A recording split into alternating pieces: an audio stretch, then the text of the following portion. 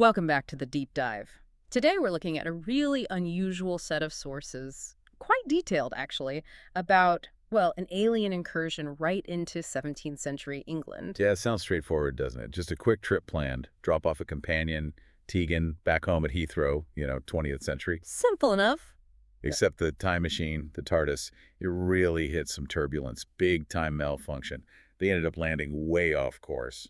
Forest, outskirts of London. And the date they landed is just, wow. It's specifically noted in the records as 5th August, 1666. Oof, yeah. Talk about bad timing. Or maybe perfect timing if you're the sort of alien who thrives on chaos. Exactly. They wanted Heathrow in 1981. They got Woods near London, 1666, 300 years too early. And the atmosphere is just thick with fear. Not just, rural quiet. Real paranoia. Which leads us to the first weird incident recorded by a local. Elizabeth, daughter of Sir John, she kept a journal. Right, and on that night, August 5th, she writes about seeing this incredible ball of light exploding, like 1,000,000 fireworks, she says. Which wasn't fireworks, obviously. No. The analysis later determined it was an alien escape pod, burning up as it entered the atmosphere, shedding pieces. A pretty dramatic arrival for high technology and, well, a pre-industrial world. And this immediately causes problems for the doctor and his team, doesn't it? Because of this backdrop of fear. Absolutely. They run into these masked villagers. They've got these purification fires going. Purification fires. Yeah, trying to ward off the plague. Yeah. But the smell, sulfur, potassium nitrate, charcoal, the doctor twigs it instantly. Gunpowder. Basic gunpowder, yeah. They were trying to cleanse the air with explosives, basically, and attacking any stranger with clubs. Think anyone different is carrying the plague. It's a tense situation made worse by genuine alien interference hiding behind that fear. And we see just how bad it gets at the local manor. Sir John's family, they see this. Enormous figure, wheezing, later identified as an android. And someone in a steel suit. Right. The family grabs muskets, tries to defend themselves, but muskets against. Against energy weapons, it doesn't end well. No. The sources describe charred, smoking bodies, hit by bolts of light. It's brutal. Shows the power difference immediately. These aliens weren't messing around. Okay, so who are these violent aliens? The doctor starts piecing it together pretty fast. This isn't just a historical detour anymore. Right, it shifts. And the first real clue comes from this character they meet, Richard Mace, calls himself a gentleman of the road. Bit of an actor, really. Hi, the man. Sort of theatrical one, yeah.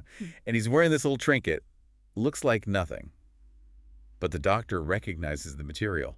What is it? Polygrate. And that's significant. Good polygrate. Because polygrite is used in control tech. Specifically, that ornament is part of a control bracelet. Yeah. Used on prison planets to suppress inmates. So not tourists. Definitely not tourists. Fugitives. Hardened criminals, probably. Yeah. And then finding power packs hidden in a barn.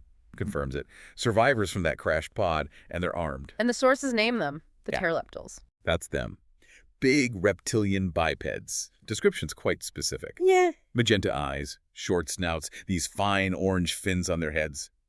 The leader escaped from the Tincladic mines of Raga. Raga. Sounds ominous. It is. Maximum security joint. Known for holding, let's say, specialists in biological warfare. Planetary destabilization. Yeah. Nasty stuff. This leader isn't just some thug. He knows his business. A bioweapons expert. Okay, so how does a fugitive reptile species needing presumably a different atmosphere set up a base in a 17th century manor? Very carefully and ruthlessly, they take over the manor. Down in the cellar, they've got hundreds of cages filled with black rats. Oh, that's grim, given the plague context. Exactly. And next to the rats, a solid and gas machine. Salt and gas, what's that do? High-tech atmosphere generator, basically.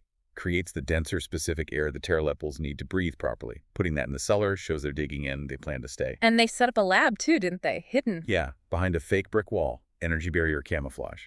Needs a sonic key to open. Very advanced setup in a primitive building. And they aren't just relying on their androids for help. No, they're using those control bracelets on the locals. The miller, a poacher, the village headman, fit them with a bracelet, and bam, instant controllable labor who blend right in. That's clever. Use the local fear as cover, and then recruit workforce from the very people you're hiding amongst. It's incredibly efficient, isn't it? While planning. Well, we'll get to the full plan later. But they're using the species they intend to target. Things get worse when Tegan and Adric get caught. Yeah, the leader pulls out the psychological tactics, shows them a hologram of the doctor apparently running away, trying to break their morale. Classic interrogation stuff. And the bracelets come into play again? On Tegan, yes. They fit one on her, and her personality just drains away. She becomes totally compliant. But Adric, he mentions something important. He says he and Nyssa are Elzarians. Elzarians. Why is that relevant? They heal faster. Much quicker than humans, he says. So, standard physical coercion or wearing them down, less effective, gives them a bit of an edge in resilience. Meanwhile, the doctors teamed up with Richard Mace, the theatrical highwayman. Oh, Mace. He's quite a character. Helps the doctor, sure, but he's all bluster 1 minute, terrified the next, admits his bravado is as cracked as my wind. He's all performance. It's quite the contrast. The doctor, this ancient time traveler, relying on a 17th century actor whose bravery is variable. Exactly. And they almost get killed, not by the aliens, but by the other villagers, the ones not controlled. Ha! The ones who think they're warlocks. Yeah, warlocks, plague carriers, because of all the weird lights and deaths. They try to execute them with a scythe. Imagine escaping that, only to get nabbed by the Terileptils right after. So they end up captured anyway, in a makeshift cell. Right, the harness room, the mill. And the leader's smart. He handcuffs the doctor with old iron cuffs, figures he's too dangerous for a bracelet, but Mace, he gets the bracelet. Neutralized. Which leads us to the big reveal. The Terileptil Leader's actual plan. It's not just hiding out. No, it's genocide. Full planetary replacement. He calls humans aggressive and willful primitives. Says they need wiping out. And his method ties back to Raga and those rats in the cellar. Precisely. Release thousands of black rats into a nearby city, London, presumably. But rats carrying a genetically re-engineered plague virus. His biowarfare expertise in action. Using the existing plague fear to mask an even deadlier engineered version. It's horrifyingly clever. It really is. Yeah. A tailored biological weapon for maximum impact. But things start to unravel for him. Nyssa, back in the TARDIS. She's not idle. She's working on something technical. Yeah, she figures the android is the main muscle. She needs to take it out. So she starts modifying the ship's sonic booster. Adds a frequency accelerator. Trying to do what, exactly? Hit a super high frequency, high enough to shatter the android's internal balance mechanisms, balance cones. It's totally improvised, incredibly risky. If it goes wrong. The android destroys the TARDIS, everyone inside. But she pulls it off. Just as the android lunges, she activates it. Some sound shatters the android's insides. It just explodes. Massive detonation, burning debris everywhere, one major threat down. And the doctor, still handcuffed. Not for long. He uses a safety pin classic. And one of those alien power packs he must have pocketed earlier. Zaps Mace's bracelet, disabling it. Gets his ally back. How do they get out? Mace's flintlock pistol. But the doctor doesn't shoot the lock. He shoots the wooden door frame above the lock. Why? The impact. The shock jars the old lock mechanism open. It's brilliant, using 17th century tech with a bit of physics insight. Low-tech ingenuity wins again. Okay, so they're free, Mace is back, the android's gone, they go after the leader. Right. The TARDIS tracks the alien energy signature, pinpoints it to a bakery in the city. The bakery? Yeah, that's where the final showdown happens. It's chaotic. A fight breaks out. The reeds scattered on the floor catch fire easily. Do things escalate quickly? Very. The Terileptil Leader's energy weapon goes off wildly, hits his own solid and gas machine. Which would explode big time, adds fuel to the fire. Literally. But amidst all this, the doctor's priority is clear. The virus. Exactly. He and the others make sure every single ampoule of that re-engineered plague virus gets thrown into the fire, destroyed completely. So the genocide plan is stopped. The biological threat is gone. Gone. Replaced by, well, a very large fire.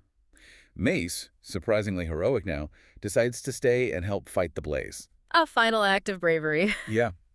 The doctor gives him the circuit board from the control panel he disabled, a souvenir of alien tech. Then the TARDIS leaves. So let's recap. We had this high-tech alien fugitive, a biowarfare expert from space prison Raga. Yep. Tried to wipe out humanity using weaponized plague in 1666. And failed because of, what, quick thinking, some improvised sonic tech, and a surprisingly useful actor with a flintlock. Pretty much sums it up. The calculated biological disaster didn't happen. Instead, their own tech backfiring started a huge localized fire. And the sources give us that one last, chillingly specific detail. The location of that bakery. The street sign visible as the TARDIS faded, it read, Pudding Lane. Pudding Lane, August 1666. The plan, engineered plague. The result, a bakery fire.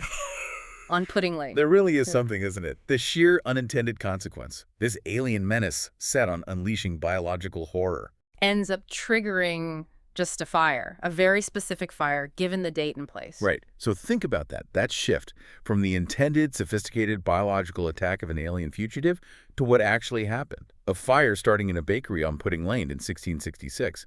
What does that tell you about grand plans versus, well, historical reality? Something to chew on.